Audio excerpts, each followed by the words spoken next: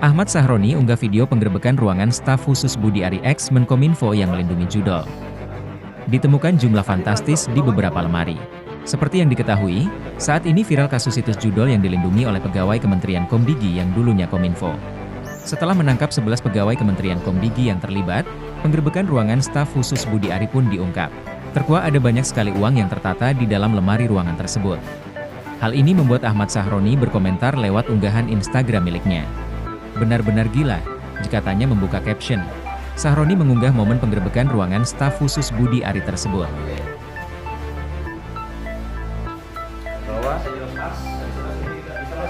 Nanti dulu, bawahnya dulu bang. Jangan. Agak kasih jarak ya. Nah.